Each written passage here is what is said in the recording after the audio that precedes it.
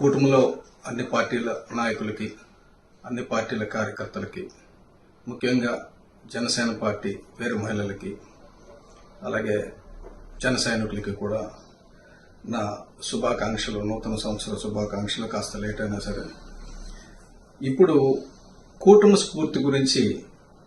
స్ఫూర్తికి విఘాతం కలిగే పరిస్థితి గురించి నేను కాస్త బహిరంగంగానే చర్చించాలనుకున్నాను. ఎందుకంటే ఇది నార్మల్గా అంతర్గతంగా చర్చించాల్సిన విషయం అయినప్పటికీ, ఎందుకంటే అధినాయకత్వానికి క్షేత్రస్థాయిలో జరుగుతున్న విషయాలు అటు చంద్రబాబు నాయుడు గారికి కానీ, ఇటు పవన్ కళ్యాణ్ గారికి కానీ, లేదంటే బీజేపీ మాధవ్ గారికి కానీ కొన్ని విషయాలు క్షేత్రస్థాయిలో జరుగుతున్నది నా ద్వారా నేను వారికి తెలియజేస్తున్నాను.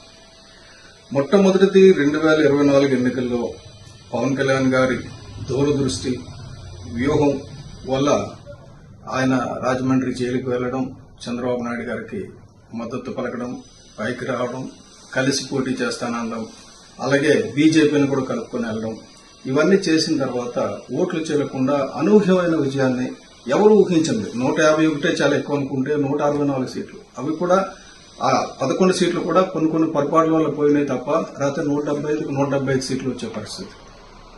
ఆ పరిస్థితికి కారణం పవన్ కళ్యాణ్ గారి చొరవ, చంద్రబాబు నాయుడు గారి దూరదృష్టి, అలాగే మోడీ గారి నాయకత్వం అన్ని కలిసి వచ్చాయి.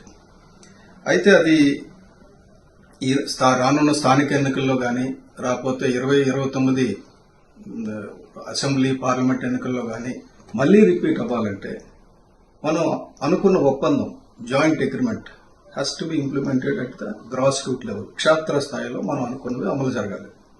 ఏమనుకున్నాం మనం?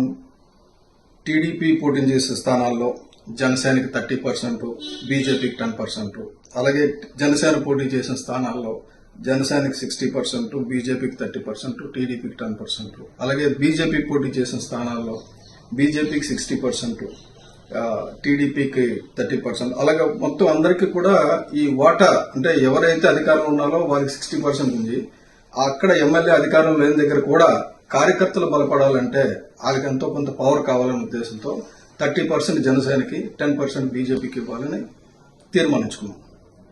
ఇది క్షేత్రస్థాయిలో అమలవుతున్నట్టు కూడా కనబడుతుంది.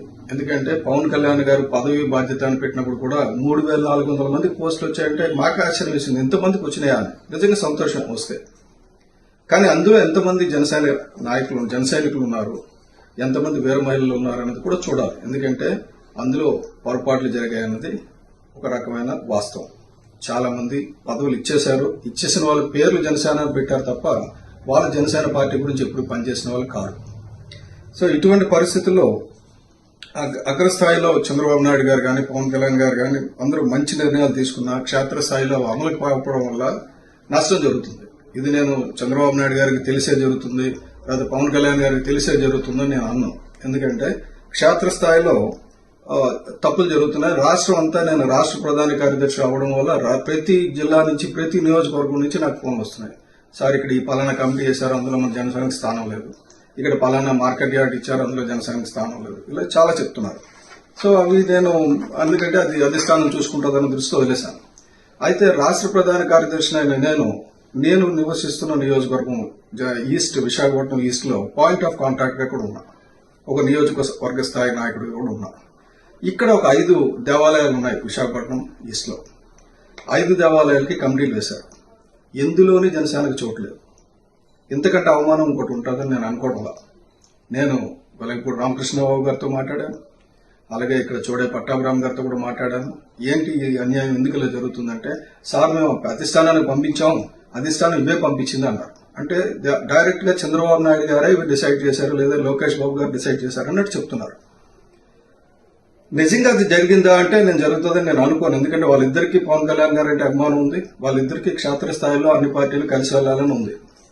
అయితే మరి నిన్న కరకచెట్టు పాలమాంబ, ఎవరైతే మత్స్యకార దేవత, మత్స్యకారులు అందరూ కూడా, ఉత్తరాంధ్రలోని మత్స్యకారులందరూ కూడా కరకచెట్టు పాలమాంబ అంటే అత్యంత పవిత్రమైన గుడి, అత్యంత ప్రభావవంతమైన గుడి.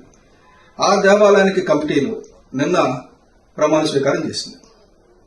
నిన్న ప్రమాణ స్వీకారం చేసిన 11 మంది సభ్యుల్లో 10 మంది టీడీపీ, 1 బీజేపీ, జనసేన 0. నేను ఎమ్మెల్యే గారిని అడిగా, ఏంటి అంటే లేదండి ఇవ్వాలండి, మీకు తప్పు జరిగింది. తప్పు జరగడం అంటే 30% అడిగారు, 3 సీట్లు ఇవ్వాలి కదా, 3 కాకపోతే 2 ఇవ్వాలి, 2 కాకపోతే 1 ఇవ్వాలి, 1 కూడా లేకుండా 0 అన్నది కరెక్ట్ కాదండి, ఇది నేను పైకి తీసుకెళ్తున్నానని కూడా చెప్పాను. వాళ్ళు చాలా మర్యాదగానే చెప్పారు. కానీ ఇదే పరిస్థితి ప్రతి చోట కొనసాగుతుందన్నది నాకు ఒక అనుమానం వచ్చి ఈ వీడియో పెడుతున్నాను. ఎక్కడైనా సరే క్షేత్రస్థాయిలో జనసేనకు రావాల్సిన 30% రాకపోతే డెఫినెట్ గా మీరు అక్కడ స్థానిక నాయకులను నిలదీయండి, అలాగే అధిష్టానాన్ని తెలియజేయండి.